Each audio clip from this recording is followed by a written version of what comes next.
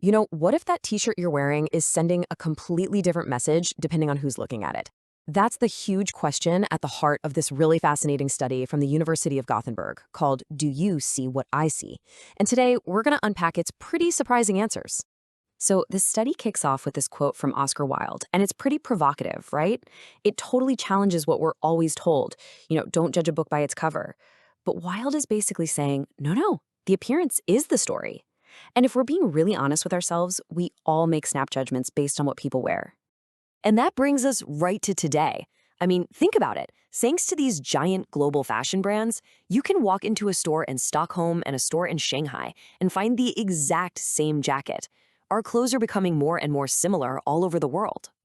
So, that leads to a really crucial question.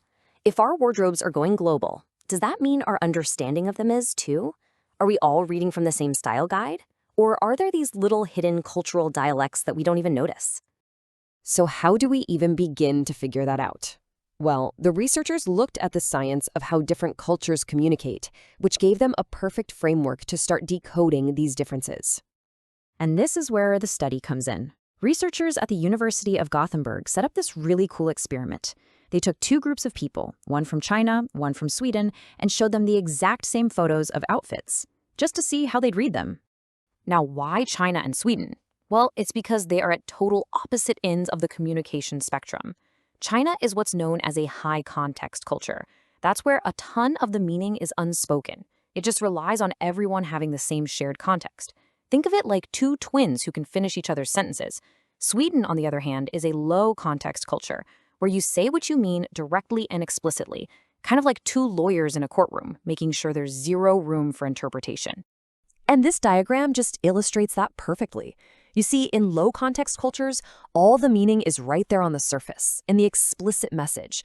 But in high context cultures, the real meaning is buried deep inside the context. It's all the stuff that isn't said out loud.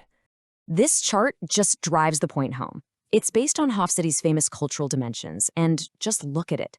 The difference in power distance, how a society handles inequality, or individualism is huge. On pretty much every single metric, China and Sweden are polar opposites, which makes them the absolute perfect test case for this experiment. Okay, so the stage is set. We've got two groups that are culturally worlds apart, and they're looking at the same clothes. You'd expect them to see completely different things, right? Well, get ready for a twist. And here's the shocker. The study found the exact opposite of what you'd predict. Both the Chinese and Swedish groups interpreted the clothes in ways that were incredibly similar. It kind of seems like globalization might be creating a universal fashion language after all. So what were they agreeing on? Well, turns out a lot. Both groups consistently used the clothes to judge a person's age, whether their outfit was right for the situation, their personality and mood, what social groups they might belong to, and, of course, their social status.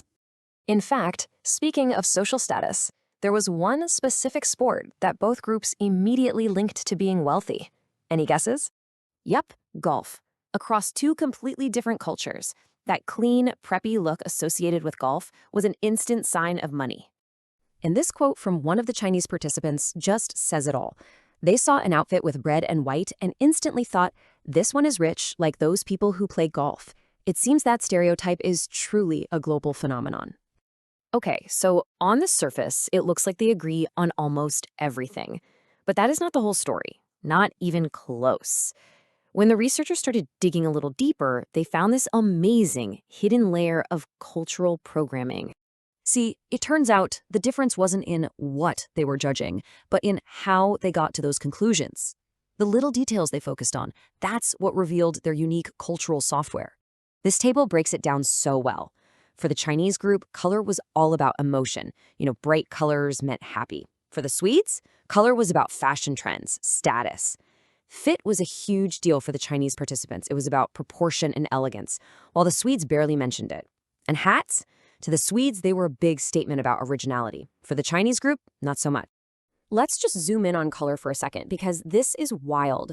In the Chinese interpretations, a red sweater was seen as expressing a happy mood. It was an internal thing. But in the Swedish view, color was all about external signals. It showed what season it was, or if you were following the famously minimalist, often all-black Swedish style. Same colors, completely different languages. Okay, So, what in the world does all of this mean for us next time we're standing in front of our closets trying to figure out what to wear? Let's put it all together.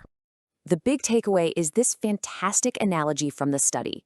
We might all be shopping from the same global store, grabbing the same clothes off the rack, but the software we use to actually decode what those clothes mean is totally programmed by our culture. So here's what this really boils down to for you. First, Oscar Wilde was onto something. We all judge by appearance, and a lot of the basic rules are surprisingly universal. Second, our culture creates these really subtle dialects in the language of fashion. And third, and this is the big one, it means your outfit is constantly sending out signals that could be read in ways you never ever intended. So, I'll just leave you with this to think about. The next time you get dressed, ask yourself, what message am I actually trying to send? And maybe more importantly, whose cultural software is going to be on the other end decoding it?